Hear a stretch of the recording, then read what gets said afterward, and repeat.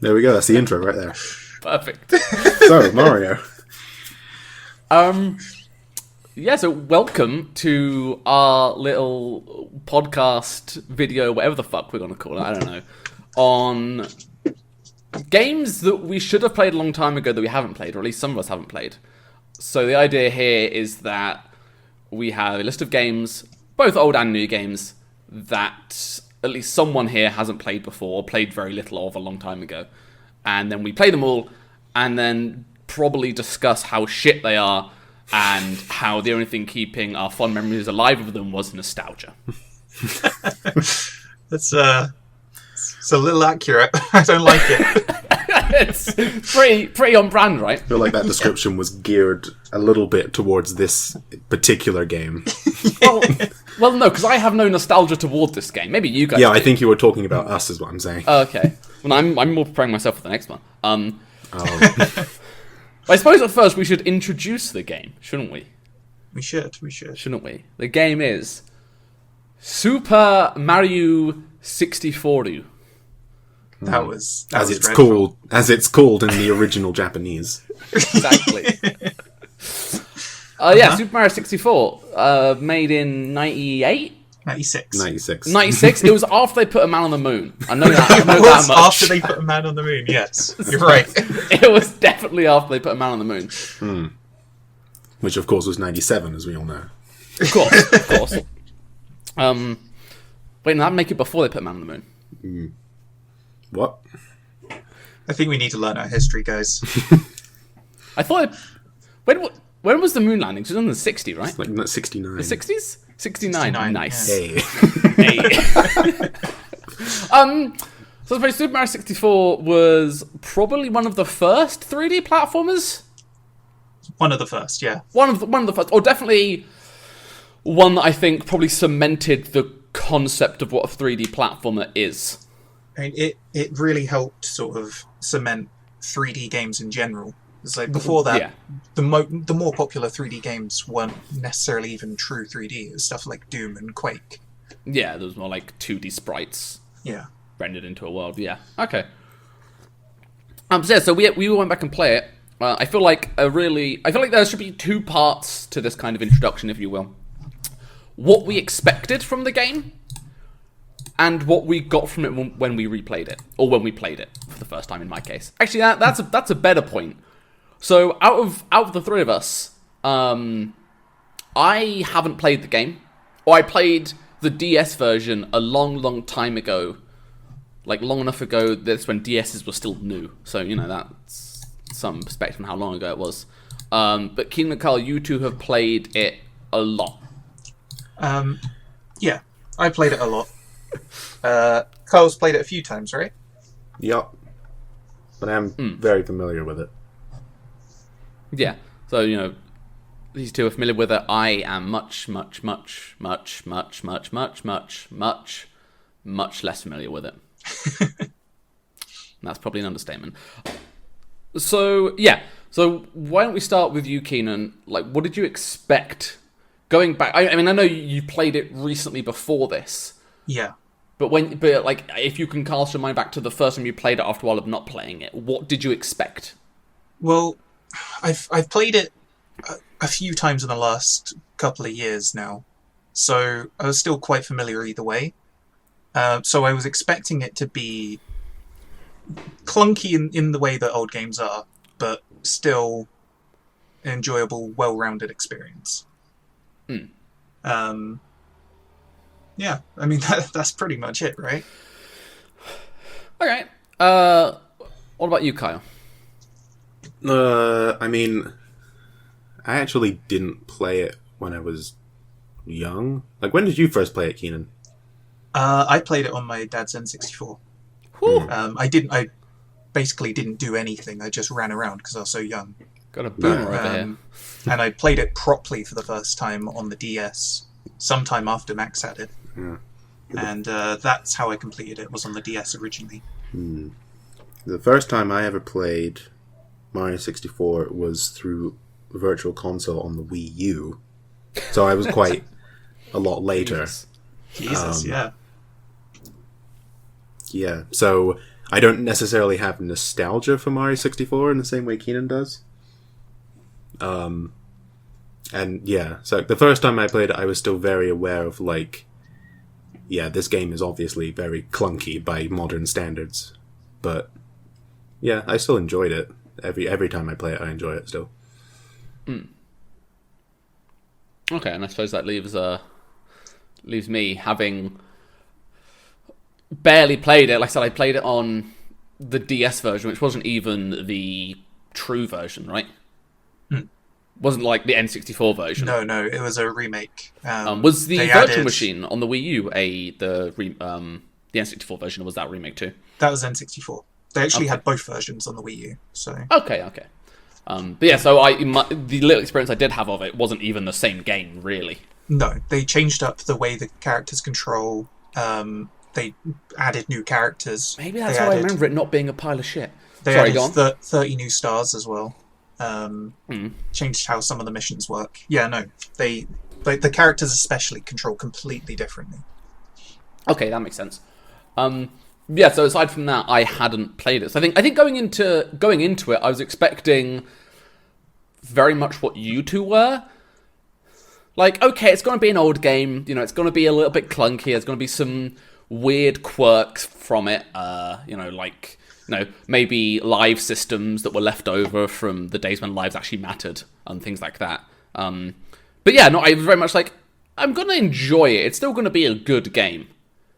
I just might have to look at it in the scope of what the time period was like at the time. Time period was like, that's dumb. But anyway, you get what I mean. The time period sometime after men were on the moon.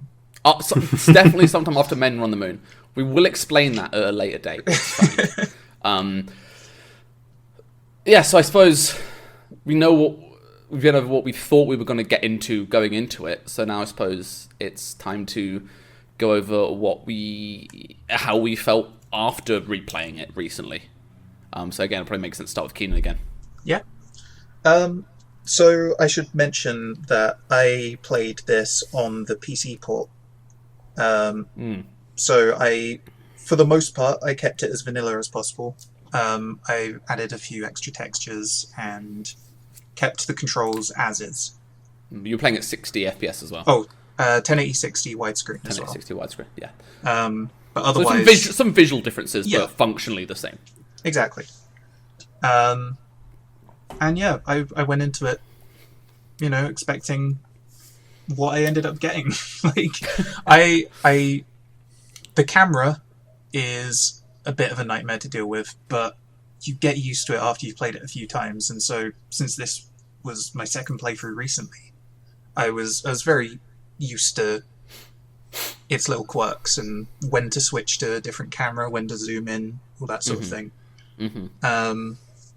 And aside from like when Mario turns, when you try and turn him backwards when he's moving very slowly, he does this horrible sort of arch movement. Yeah, like the turning circle The type turning thing. circle is huge when you're It is. moving very slowly. And I mean, I know Mario's thick, but he's not that thick, right? And that can cause some major issues when you're trying to platform on some of the later stages, especially. That's one way to put it, yeah. But other than that, those are the main flaws I've always seen in the game. But other than that, I've really enjoyed it. Okay. Kyle, what about you? But yeah, the same. Marvelous, excellent, good show. Very much the same as that. You thought you were going to be getting an old game that you still enjoyed with all the quirks, and that's kind of what you got, right? Yeah, that's what it is. Yeah. Well, Yes, Mac. Do you have something you'd like to say? Oh, we should add before you give us what you thought of the game. Let's just say that platformers aren't your speciality, right? I mean, that's one way to put it, yeah. I'm definitely not great at platformers. Aside from, my one claim to fame with platformers is that one level in Super Meat Boy that I did first time Yeah. without dying. Yeah. And it was quite a difficult one as well. It wasn't like one of the first levels. It was quite a difficult one. I did it first time without dying.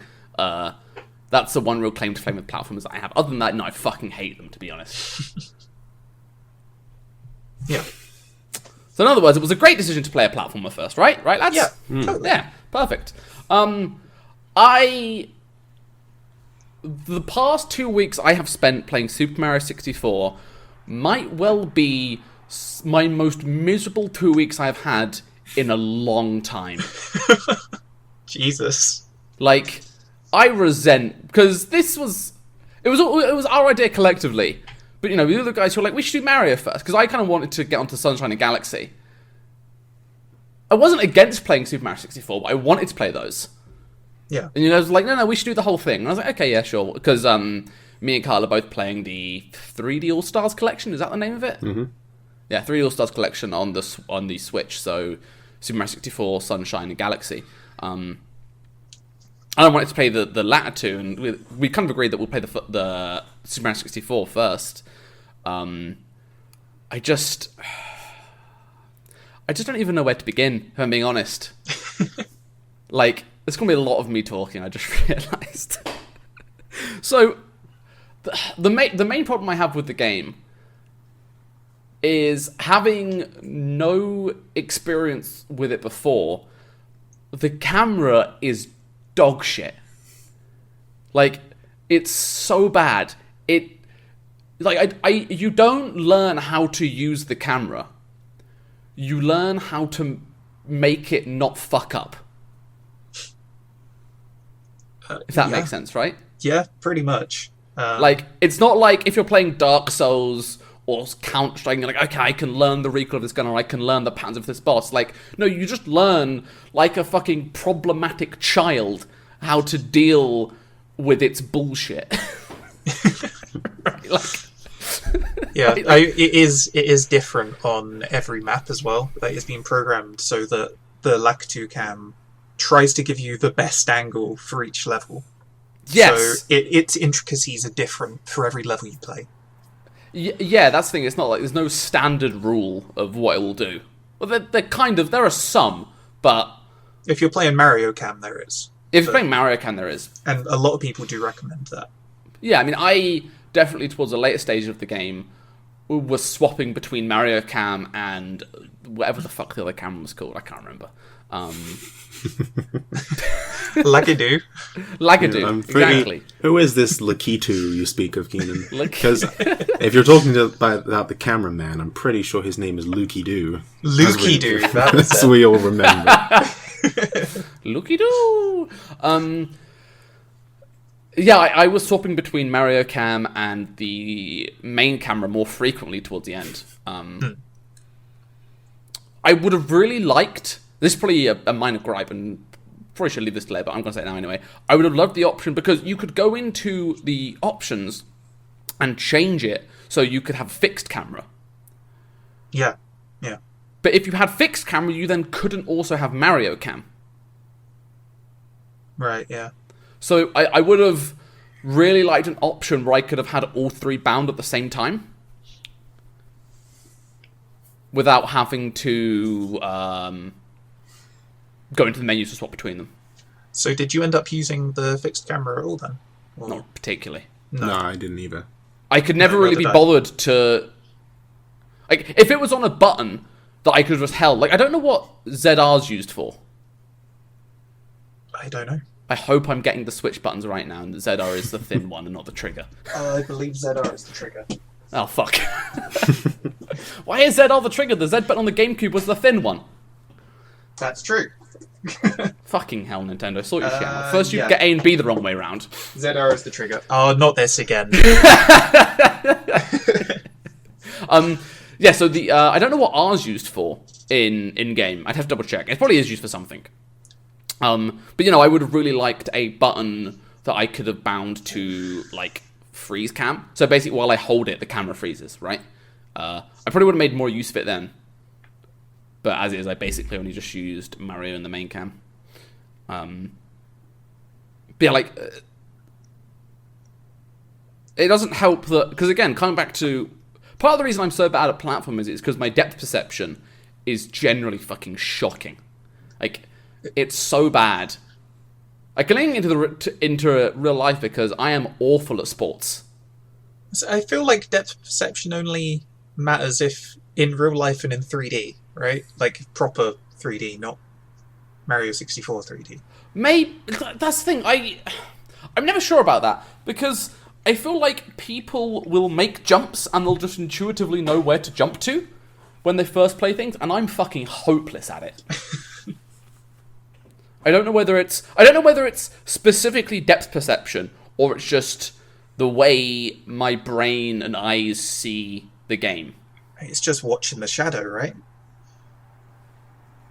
Rather than watching the character. Yeah, I suppose there is part of that. Like, you can get around it like that, but I mean, that's why it was there in the first place. Like, otherwise, they would have put in some sort of like scenic-looking shadow rather than the top-down circular one. Yeah, that makes sense. But when you combine that kind of inability to judge distances and correctly use gameplay mechanics like that shadow, with a camera that's already pretty jank, it was just a fucking nightmare. Especially when you would be moving along, like you'd be running in a line, because obviously the direction you move is relative not to the direction Mario is facing, but to the orientation between the camera and Mario, right? So if you're running to the right, and then all of a sudden the camera like flicks, so it's now behind you, sorry, I should explain that. If you're running straight ahead, but the camera's looking at you at a side angle, you need to hold right on the stick to move forward. Yeah. So if the camera then quickly swaps to behind you, or even just gets nudged a little bit, all of a sudden you're holding the right stick, which wasn't running you forward, is now going to run you off to the side. Yeah. Yeah, no, and Mario 64 didn't have the same feature that some platformers have, where when the camera turns, your input doesn't change. Like, say you're moving forwards and then the camera turns 180 degrees somehow. In some platformers, you'll keep moving in that direction even though you're pushing backwards according to the camera. Okay, yeah, that would make more sense. And then obviously if you let go and push that direction, then you'll start moving the way you're supposed to. Yeah. Yeah. But yeah, I found that caught me out a lot, especially certain levels, like, what's one where you can go down the pipes and change size? Tiny Huge Island. Tiny Huge Island, it got me a lot. Especially because, like I said, the camera tries to be smart, but it really it isn't very smart. Yeah. I tried to do the whole, I'm going to, like, turn the camera, like, as you walk around the corner. And that's cool if that works well. But also because the camera collides with geometry. Yeah. Or tries to move around geometry. So if you try and turn a corner and there's a piece of geometry in the camera's way, it, like, stutters and kind of flickers around and does some weird shit like that. Yeah. Which sucks. I suppose the other thing I had an issue with was the controls. Not the moveset. I actually quite like the moveset, and I want to kind of save that for later. Okay. But like the controls and how input is mapped, like I said, especially the turning circle thing, and on some of the ice levels, like if you have momentum going one way and you're trying to like run the other way, and you just can't really seem to get any grip. It feels like it feels like there are sometimes in the game where you have to stop moving in order to keep moving. Right. At least for me, anyway. Maybe I'm just an idiot. Very possible. But I felt like there were times when, as someone who was less experienced at 3D platformers, I would have to kind of completely just stop. And be like, okay, just you're trying to do something that's not working, just stop and then start moving again. It's interesting. Like I said, the most common time that happened was, mainly on the Ice Worlds. Where, you could end up sliding one way, turn around, and then you'd be kind of running the other way. and then it just felt like Mario could never get any grip. Oh, where he's got the backwards momentum, so he's like Yeah, running yeah. backwards. Yeah, so Yeah, you're yeah. sliding backwards. You're sliding the opposite way you're facing, but you're running in Yeah. the direction that you are facing. Maybe there's some trick you can do to get out of that, but I found every time it happened to me, I had to basically just stand still. I believe you can jump out of it, but yeah, it's a weird mechanic, and I don't think it's come back in any other Mario game. No, I don't think so either. Like,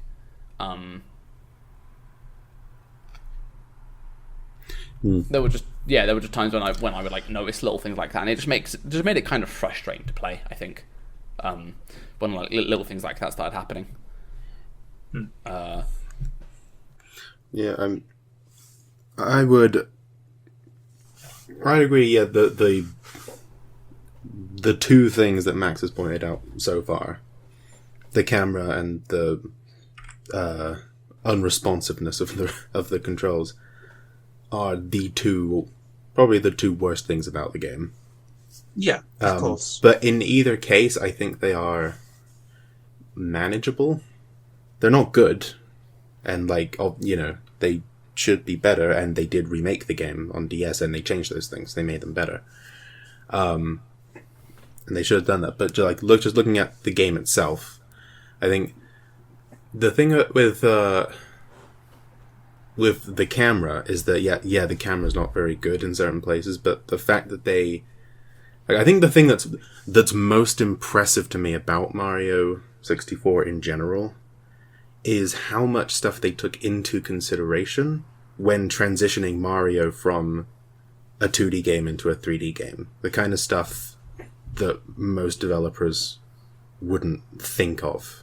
And it kind of shows like why Nintendo are so good at what they do. Like, you look at so many other games that didn't really make the transition from 2D to 3D in that era. Like, Sonic games never really got it down.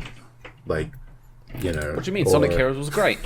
Yeah, of course. Maybe that's one we have to revisit at some time. Oh God, no, please. Like in Castlevania, Earthworm Jim, Bubsy, I don't know. So many games that like tried to go like make that jump into 3D and were just terrible.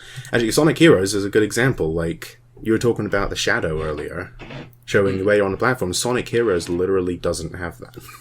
It doesn't, or a certain part. I think it does sometimes, but there are certain platforms you literally cannot see your shadow. And it just makes it impossible to be able to... But yeah,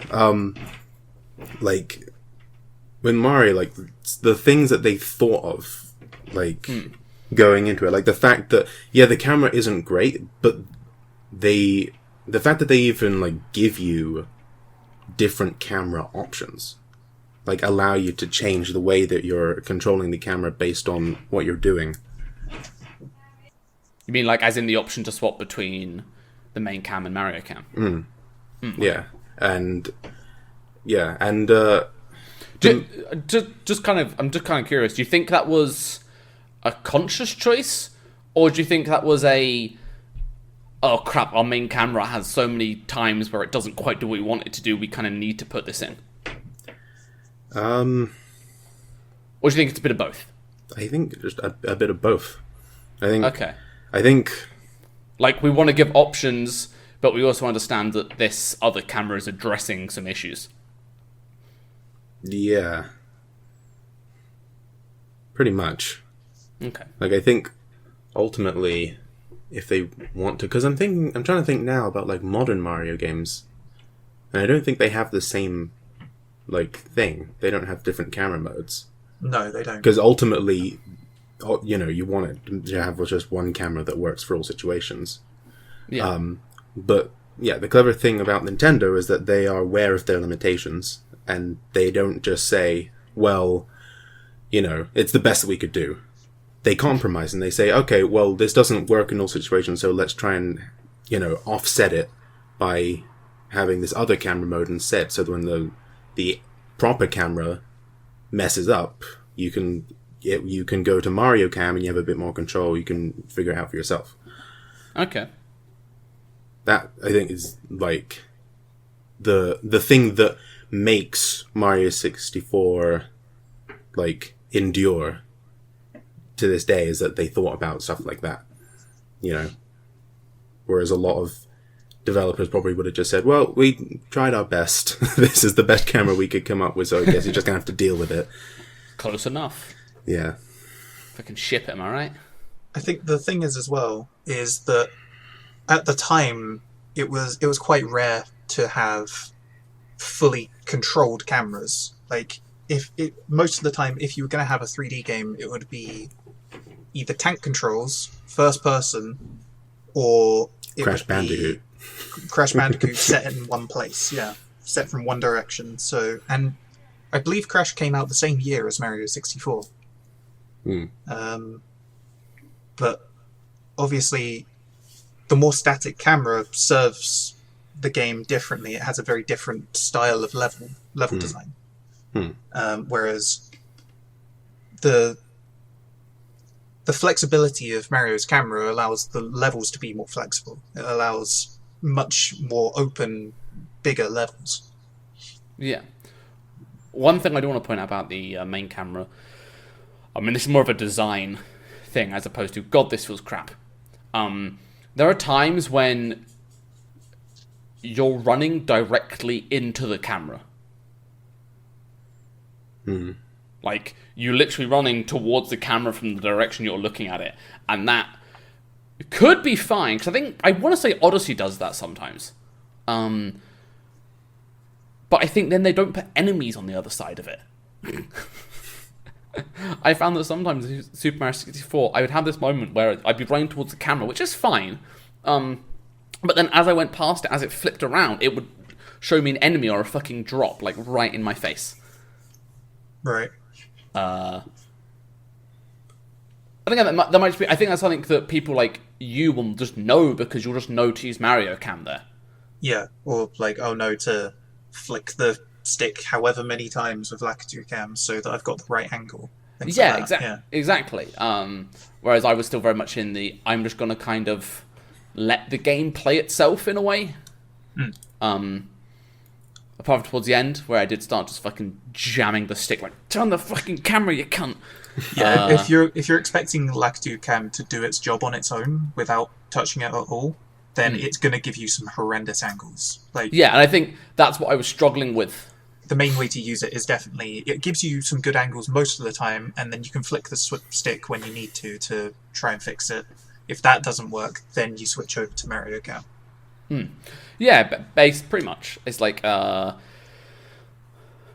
there were times that if you didn't move it, it would end up doing that. But like I said, if you know when or to move, or that you know just to move it in general, because, like I said, I think because coming from Odyssey, my expectation was that the designers would have thought of that. Right, and they wouldn't have, because it's obviously, and I'm going to get probably a little bit game devy here, it's obvious that there are fixed points in the world where the cam goes to when Mario's in certain parts of the level, right? Oh yeah. Like the bit that I'm thinking of right now and that always comes to mind is, what was the world where you can raise and lower the levels of the water? Wet Dry World. Wet Dry World. You know when you're at the top of that and you can jump up onto the plank. You can jump off what, sorry? You can jump up onto the plank. There's the grab guy up the top. Oh yeah. Yeah. The camera sits in like the nook of the corner, looking out towards the edge of the map. Yeah. So you kind of run from kind of screen right, curve around, and then go off screen left type thing. I found the amount of times that, again, I personally found that the grab guy would be waiting just out of camera angle for me. Whereas I feel like in something like Odyssey, that wouldn't happen. I don't know, obviously comparing Odyssey to Super Mario 64 isn't fair, but like, that's kind of what my expectations were going in. That was the most recent 3D platform you played, right? Was Odyssey. Yes, yeah, I want to say so. I'm gonna say no. It's not. It's not that I was expecting 64 to be like Odyssey. It's that's where my kind of internal clock was in terms of what a platformer should do. Yeah. So yeah, sometimes I would like run around that corner there and then get thrown off the edge because I ran into the fucking throw guy that I couldn't see because I hadn't moved the camera around. There were lots of little moments like that which can add up and become incredibly frustrating. Yeah. Although I feel like I need to note this, I'm not denying that Super Mario 64 was fantastic for the time it was released. And I'm not denying the cultural impact it has in terms of being a game and saying that it doesn't deserve that. I'm just saying that for someone going back to it who isn't used to the quirks and oddities of it, it can be a really frustrating and unpleasant game. Yes. Yeah. Yes, it definitely can be. Yeah. I think the other... I was going to say something earlier about when you were talking about the momentum, how it feels kind of unresponsive. Yeah. Yes, that is very true. And I think I think it makes a lot of sense why that felt kind of exaggerated in that game, because I think even going back to Super Mario Brothers on the NES, one of the things that has always set Mario aside as a platformer is the momentum mechanic of it, and so I think they really wanted to integrate that in Mario 64, and I think that's why it feels kind of exaggerated in that game compared to more modern Marios where it feels a lot more responsive. Okay. That makes sense. Yeah. But then, yeah, like, and the other thing is with the controls is that there are things about it that are really just terrible, like the unresponsiveness of the wall kick, or the thing that you were talking about before with the turning circle that you do sometimes. That's, I want to say, quite possibly the single worst thing in the game is the turning circle. That is horrible. Just as a super quick off tangent from this, you know what I was saying about the times when I would have to like stop Mario and just take a fucking pause and a breather? Yeah. I want to say a good 6% of those times were caused by me slow walking one way in a circle, and then like, fuck no, I overshot, and then going back the other way and doing a fucking slow turning circle, and then going back the other way and just be like, alright, just stop. Yeah. Everyone stop. Yeah, the only way to stop that from happening is to either move fast enough or stop completely and then turn. That's what I would do. I would just stop. And I'm like, everyone just stop. Just chill the fuck out. Yeah.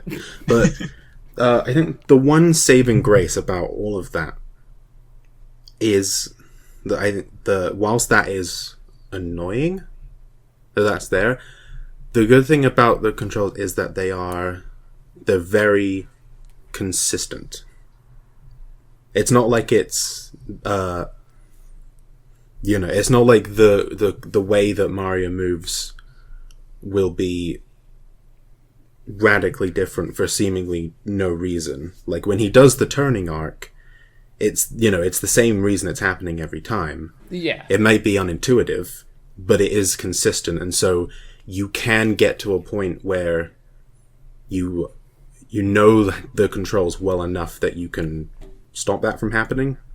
You can stop yourself from doing that, and you can get really good at getting around those terrible things about the controls. And that I'm not saying that excuses it by any means. But no, I'm just saying that I think for someone who is experienced with the game, like, that helps with the replayability of it. Yeah, So, are you done? Yeah, I was done. Yeah.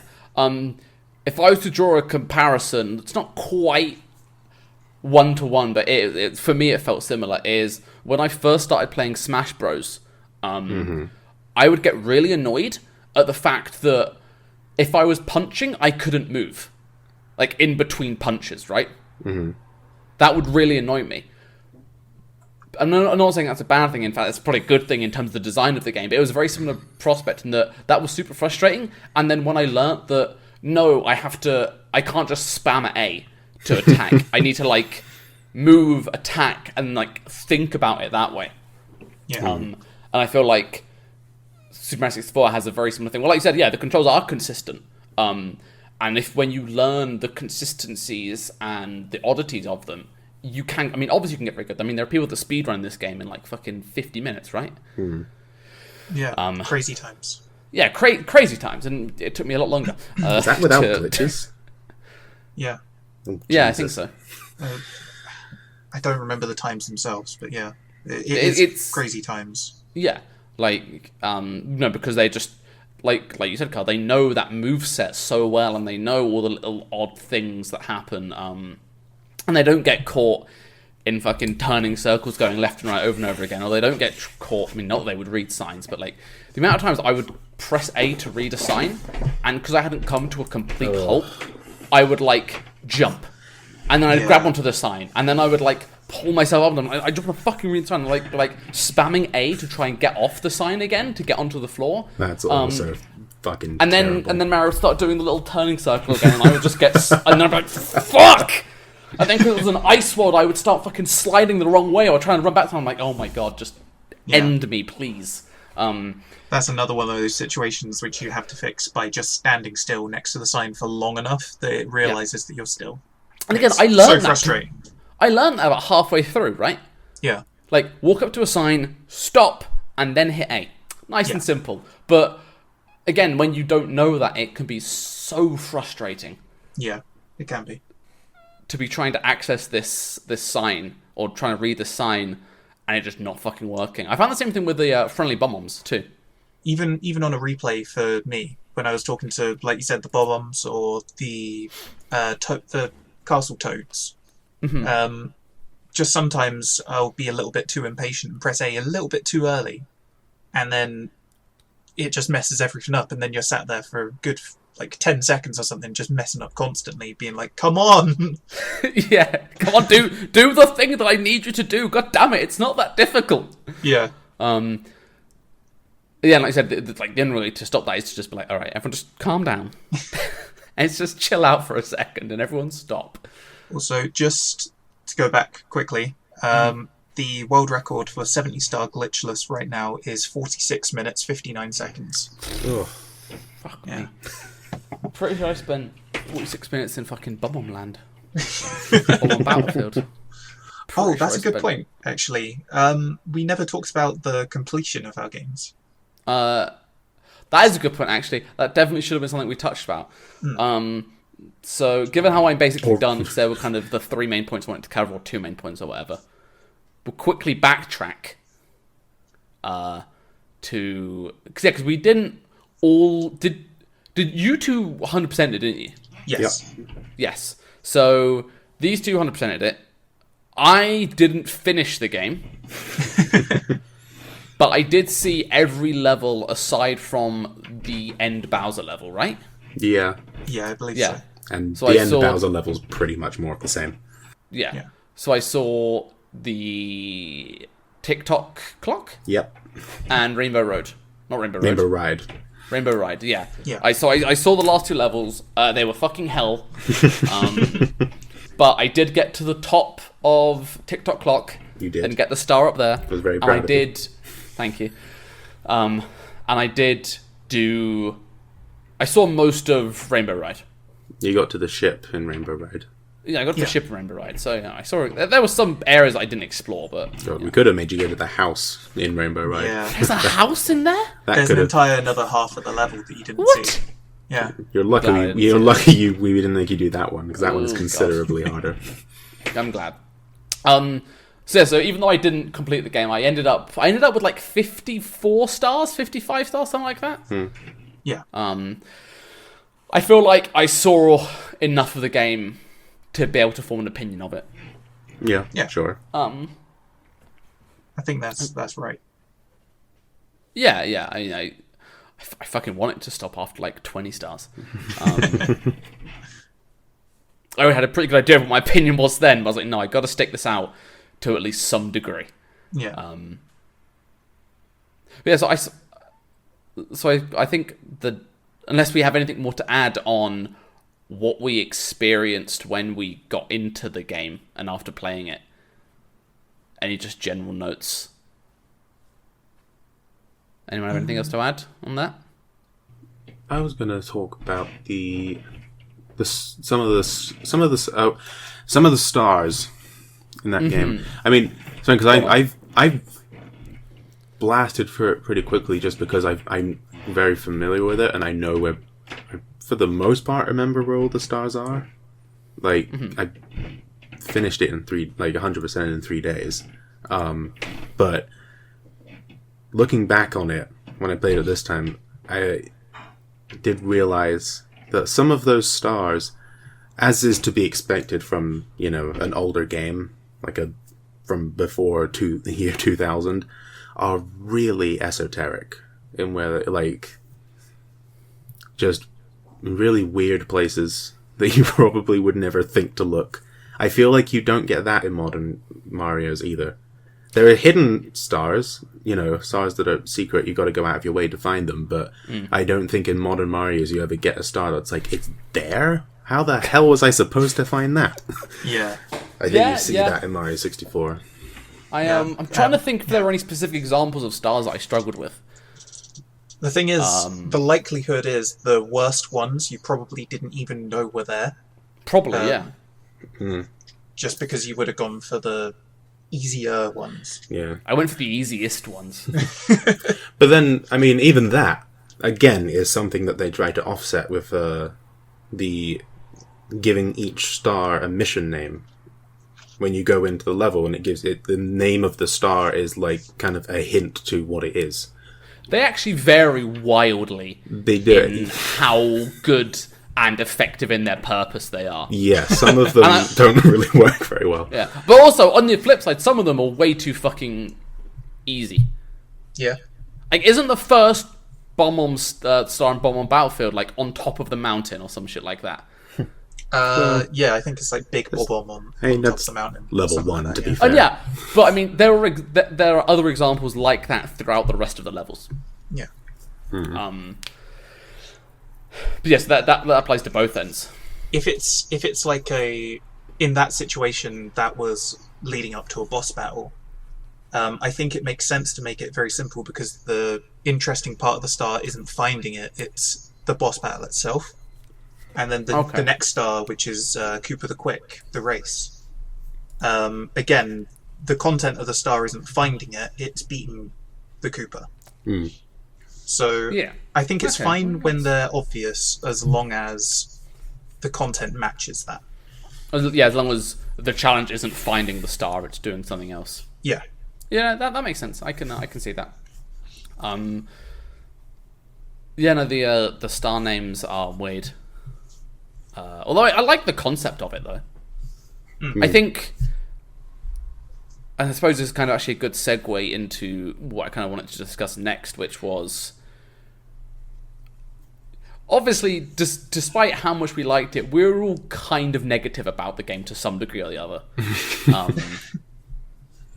There are negative aspects to the game, yeah. Yeah, definitely. I was obviously more negative than you two, but you two still identified the negative aspects of it. I just want to talk about some things that I enjoyed, because I actually did enjoy and like some things about this game, believe it or not. Despite how many nights on Discord I spent yelling. And I think the format of the game is probably one of those. The idea of having mini bite-sized missions within a level that you can do in a few minutes if you want to is something I quite enjoy. I quite enjoy knowing that I have 15 minutes. Okay, I can play Mario for 15 minutes.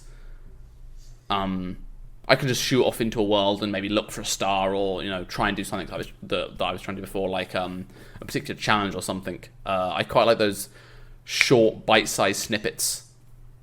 But it also feels good if you want to play it for a longer period of time, because then you can just do multiple of them, obviously stringed together.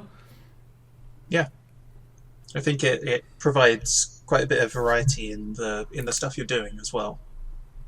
So while you may be racing in one, you might then have to go to a completely different part of the level and do a boss battle. Whereas, if it was all strung together, it wouldn't feel quite as interesting, I don't think. Yeah. And obviously there's the aspect of, which I think any game like that has, where it's like, I'm getting annoyed or fed up or stuck on this world, I can just go to a different one. Yeah. Like, at any time, there's probably 3 or 4 different worlds you can go to in order to progress towards that end goal of the 20, 50, 70 stars, I think it is. It's 8, 30, 50, 70. Close enough. But yeah, like, like those... I think it actually kind of ties into the idea of, in game design, of, short, medium, and long-term rewards. So, like, getting a star. Well, I mean, I don't remember that. Maybe, like, yeah, I'd say getting a star is like a short-term reward, right? Yeah. Like, that's something in the immediate future that I can do right now. And then you have kind of medium-term rewards of, let's say, maybe finding new levels. Because obviously there are some levels that are kind of not hidden per se, but I think some of them are a little bit out of the way as you're exploring the castle. I'd say some of them are hidden, really, because like the Snowman Land, for example, you can only see it through the mirror. That's true. Yeah, there are a few like that. I think kind of finding new levels and more ways to get stars, like exploring the castle for the secret castle stars. Yeah. Is kind of a more medium-term goal, and then obviously unlocking the doors, especially when you get up to the, 30, 50, 70 stars, they feel like much more longer-term goals. You can kind of work towards by accomplishing the short and medium-term goals. And it just feels like quite a nice structure, where it feels like kind of, whatever I do, I feel like I'm working towards something. Yeah, definitely. Which I quite like. I quite like being able to kind of hop on a thing for a bit and then hop off it again. I was going to say, going off the thing you were saying before about being fed up with doing one star and be like, screw this, I'm going to leave, go to a different world. Mm-hmm. You can take that even further, and in terms of how there's technically an order to the missions in each world, but a lot of them you can just access straight away. You don't have to do it in an order. So you can be doing one star and be like, I'm fed up with this, and go and just find a different star in the same world. You don't have to leave. Yeah, you can just do them in whatever order you want. Well, or, kind of. I found that I would often come across stars that weren't even the one I was trying to get, or the one that I was intended to be looking for. Like the one in the second ice world that's in that big block of ice. Oh, yeah. That's not the main star, but because... Sorry, it's not the first star, but because you can see it as soon as you load into the world, basically. It felt like such a... Sorry for the squeak. It felt like such an obvious choice for me to go and do that one. That to the point where I figured that must be the first star, because you can literally see the goddamn thing. Why would you not go and get it? Yeah. I mean, obviously, like I said, that isn't. But no, yeah, there is definitely some freedom to the levels. Although some levels do have certain events that only trigger on certain stars, right? Yeah. Yeah. Yeah, there are certain things that, like, certain objects will only appear after certain acts and things like that. Yeah, like the ship in the first water level, or the cannon in Bomb Battlefield. Yeah. Things like that. Cooper the Quick can only be done in Bob-omb on the second act.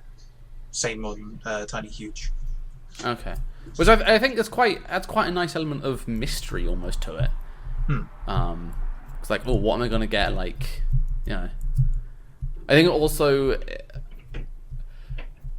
it gives you some hope as well in a weird way, because like if you can't get to a star, there's a part like the brain's like, oh, maybe there's something later on that I missed that I need to get to that star. Yeah. Or something. Which is quite cool as well. It's actually another point I want to bring up that I did quite like is I actually really like the moveset. I feel like even if I couldn't utilize it because of the controls, I always felt like the moveset could accomplish what I wanted to do. Right. In between like long jump, triple jump, side jump, backflip, all those various moves, wall jumping, even if that was is a little bit janky. I never felt lost for moves to achieve what I wanted to achieve. Yeah. It was more a case of how can I wrangle the controls to do what I want to do in a way that works. There's always a way to get that distance you need or get that height you need. But it just Yeah, exactly. how advanced you can take the moveset, like using your own skill. I mean, I would say 80% of the non-standard jumps that I used were probably backflips. That move feels so versatile, it's kind of crazy. I think my equivalent is the side flip, which is around the same height of jump. It's just quicker to pull off. And you can get a little bit more distance on it as well. Yeah, but that's And the you thing, can right? It's for some reason you can wall kick out of a side flip but not a back flip. That's you another can, handy yeah. thing. interesting. How did you do a side flip again? You run in one direction and then push back and jump at the same time. Oh, is that a side flip? Yeah, Yeah. Even though you can do it backwards? yeah. Alright, cool. It's done backwards, but it's called a side flip for some reason. Okay, I wasn't sure if... Okay, yeah, that makes sense. It's the same in Sunshine when we get around to that. So Yes. bear that in mind if you need to use it. The best Mario. Let's go with that. No. Yeah, no, I genuinely did like the moves. I feel like if you took the moveset and put it in Odyssey, removing Cappy from the equation, I would really like it. So you didn't have a problem, for example, with how the jump always faced the same direction after you left the ground. That falls under one of the quirks, like punching and not moving in Smash Bros. Okay. Of first few times, a little bit odd, but I got it now, and that's cool. I understand how this works. Yeah. I know that's one of the things that they did change in later 3D Mario games is now, like in Odyssey, I know for sure, when you push in a direction, Mario moves in that direction. Yeah, I mean, don't get me wrong. I would probably... That's probably definitely better, Yeah. but I'm not... I understand the implementation in Super Mario 64 as it currently stands. I think it feels like what Kyle was saying of the original Mario Bros. Like, I personally find that game really difficult to play because of how stiff the momentum feels. And that was obviously one of its shining points at the time, but it's quite dated now. So it's probably a very similar feeling to what you've got with Mario 64. Yeah, probably. And in later games, they tightened it up and they made you able to get more momentum in the air, for example. And it's all the same things that they improved in 64. They'd already improved in the original Mario Bros. So it's almost like they had the same problems when they transitioned into 3D that they did when they first did 2D. It's an interesting parallel there. Yeah, no, that is quite interesting. Yeah, like I said, the moveset I like. Yeah. The movement controls, not so much. Fair enough. Does anyone else have any other points they want to bring up for like positives or things that they particularly think stand out as being still exceptionally good? Because I do have another one, but I thought I'd let other people. No, go ahead. I mean, you mostly covered it, but I really enjoy the fact that not all the stars are part of the levels. You've got that element of exploration in the castle, as you said before. Yeah. Like even small things like not only can you do Peach's secret slide, but if you do it fast enough, you get another star.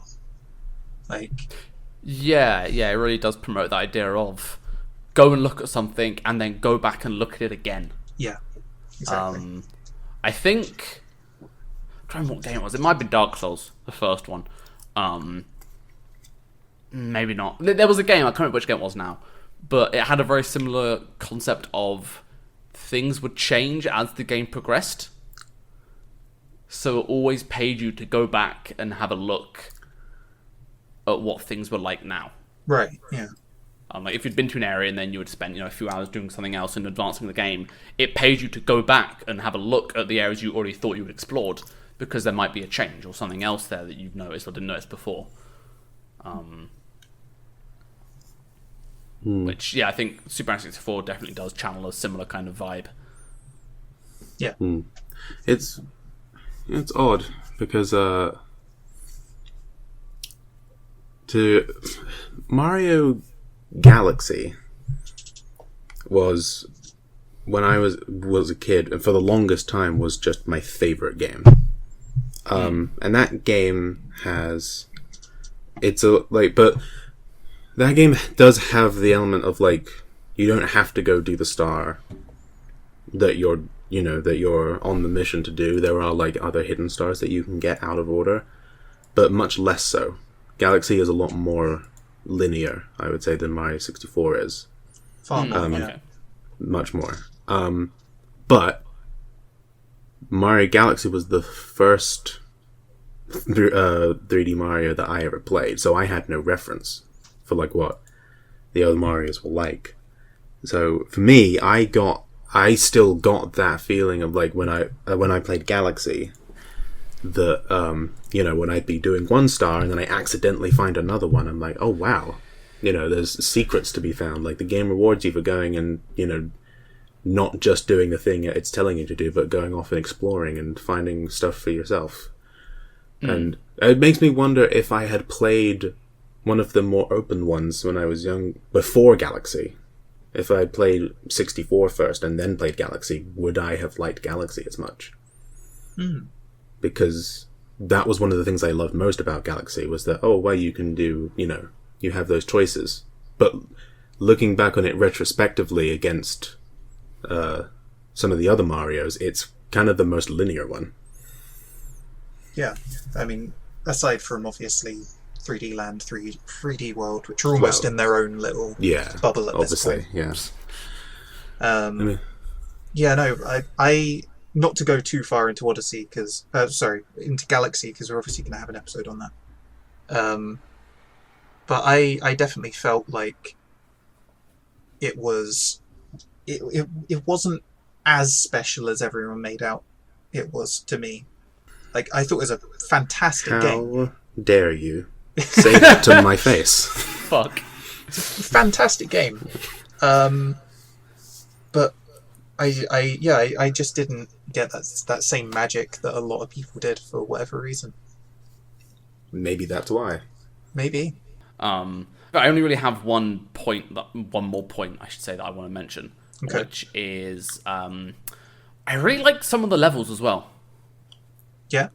I feel like some of the level design is really, really good. The way a lot of the levels, some of them, it feels like you start out at a low point in the level, but you can see out and up to a lot more of the level.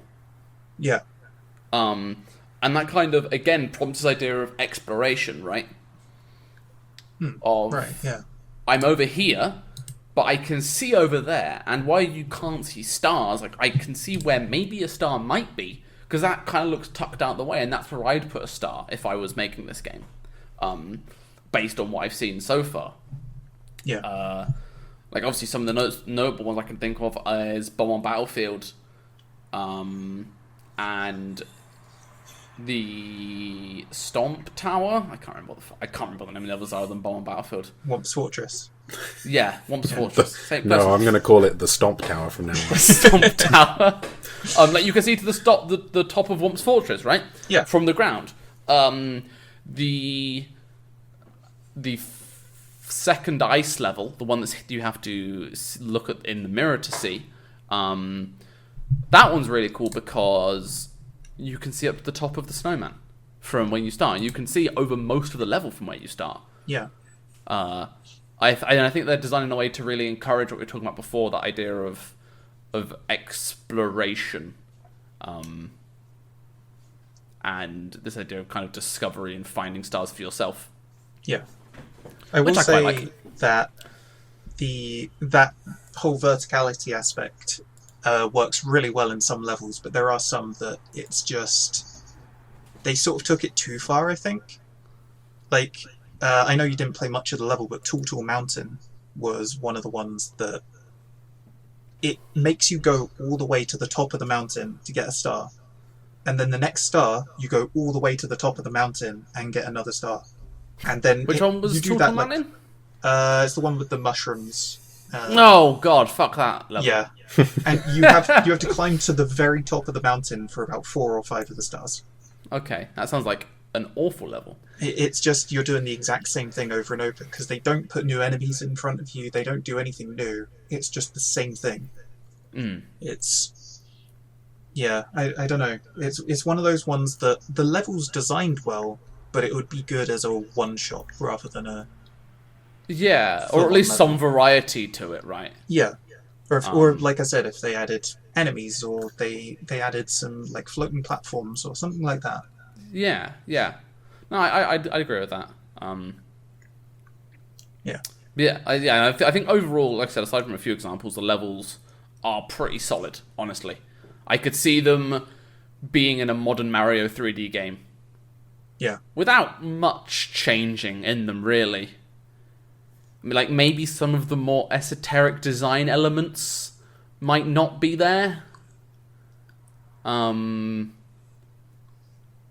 I think for the most part they could be copied across pretty much as they were. Yeah.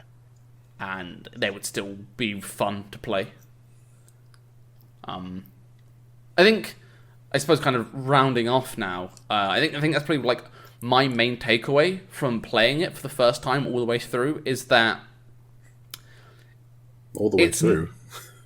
What is this? Look, speak? Almost all Kyle, the way alright? through. He didn't Almost even the way beat through. the main game. Shut up. Is that the game parts of the game are really fun, and they have the potential to be fun. But for me, the technical parts of the game limit it to an extent that stifles that experience for me. Like, you know, the levels are fun. I like the star layout. I like the overall organization of the game as a whole. I like the moveset. You know, all the things which come under the definitely more game side of things, I think is good. And like I said, I think if you took Mario Odyssey controls and just plopped Mario 64 levels on top of that, that would be fucking fantastic. But for me, the technical limitations of it outweigh the a lot of what is good about the rest of it. For me personally, of course. That's fair enough. I just thought of a good comparison. Go Or on. maybe a good comparison. But like Okay. what I was saying before of like how you can get good at the game, right, if you spend enough time with it. It's like when someone recommends a show to you and you watch an episode and you're like, that was shit, why'd you tell me to watch that? And then they're like, no, you gotta wait till season 2, that's when it gets good. And you're like, oh, well, okay. Like, yeah, I could wait until then, and I'm sure it would be good when I get to that point. But at the same time, it's totally understandable to just be like, I don't have the time for that, so I'm just not gonna fucking deal with it. Yeah, I feel like that's kind of like what Mario 64 is. It's like, you can spend the time to get good at the controls, and then it's fun. But also, I can totally understand why you would just be like, fuck that. I'm So just I not feel like wasting the my time. takeaway from this is Super Mario 64 is a good TV show with an awful first season. Exactly. Awesome. That's a tagline. That's a quote for the episode. Mario Perfect. 64 equals Marvel's Agents of S.H.I.E.L.D. Oof. Oh, man. Kind of like the opposite of Doctor Who. Oof. Don't do that to me. Yeah, I went there. Yeah, I mean, I suppose. Does anyone have any closing remarks, comments, statements, or insults they would like to dish out? There was a point earlier where you said that Mario Sunshine was the best one, and you're wrong, it's Galaxy, so that's all I have to say. Okay, Kyle. I mean, I guess we'll see. So, I mean, if we're all done with Super Mario 64, I guess we can put our stamp on it. Do we have a stamp? We I should get a mean, stamp. I feel like we should. I feel like we definitely should have a stamp. So, with that being said, and I feel like this might come down to the overall kind of idea of this show. Question to both of you.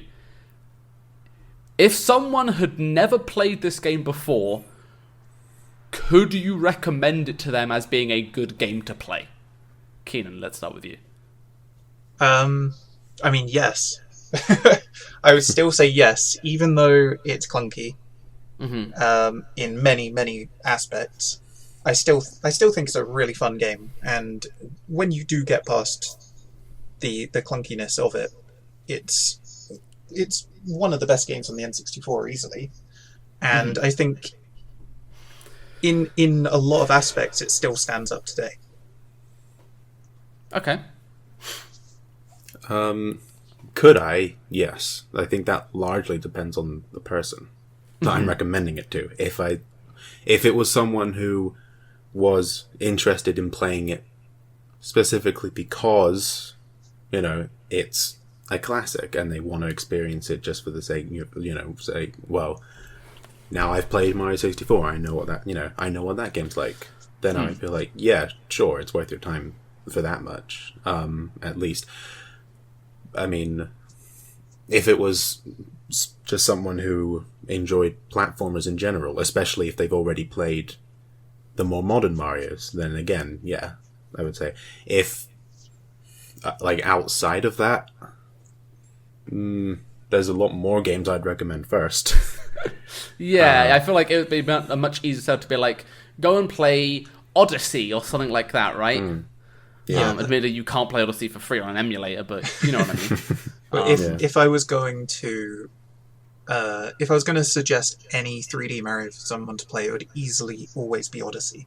Oh, absolutely. Oh, yeah. Totally. 110%. I suppose I should answer my own question now. You should. I could. I feel like I kind of want to go off the back of what Kyle said, is that if you are interested in the game for its historical context and significance, then yeah, it's probably worth playing. I would go as far to say that I disagree with the second part of what you said, Kyle, in that if you've played other 3D platformers, especially more recent ones, you shouldn't play Super Mario 64. You think it wouldn't hold up to someone who's only used to modern controls and modern design then? I think so. Like, if you had played, I didn't play much of it, a Hat in Time, is that the name of that game? Yeah. Or Odyssey, or maybe one of the... Am I allowed to say Banjo-Kazooie? Am I allowed to say that? I mean, sure. Have you played it? Other than Nuts and Bolts? Look! Nuts and Bolts was a good game. Leave me alone. Maybe we should get around to that one at some point as well. I definitely think we should. Please no. I know so many English in that game. But yeah, anyway. To be fair, I've never played the original Banjo-Kazooie. Nor have I. Not properly. I don't think I have either. Not properly either. But yeah, no, I think if you fall into the camp of you don't particularly give a crap about the historical significance of it, but you also like platformers and have played modern platformers, I don't think I could recommend going back and playing Super Mario 64. I feel like the transition between modern to old school would be too jarring. I think the real question is would you recommend someone buy Mario 64 now? Would you spend money on it? Would I Because anyone you mean could just in easily... 2020, right? Yeah, fuck no. Because anyone could easily pick up, anyone could easily emulate Mario 64 and play it for free now. Yeah. I mean, specifically if someone had to spend not just their time, but their money on specifically to go back and play Mario 64 for the first time. Yeah, fuck no. No. I wouldn't, if someone was like, let's go back a few years before the Switch came out, and someone's like, you know what, I'm looking at picking up a game on the Wii U Virtual Console, and I'm considering Mario 65, like, fuck no, don't do it. Go buy something else. I mean, how much was it on the Virtual Console? I have no idea. I don't know. 'Cause I assume it would be overpriced for how old it is, but Probably. I believe it was probably around like £9-10. Hmm. So it wouldn't even be close to being as expensive as a budget release. So Yeah, definitely. Would you still say no to something like that? Or... I mean, Ocarina of Time is on the N64, right? Oh yeah, 2 years Just go later. fucking play that. Yeah, just go play that.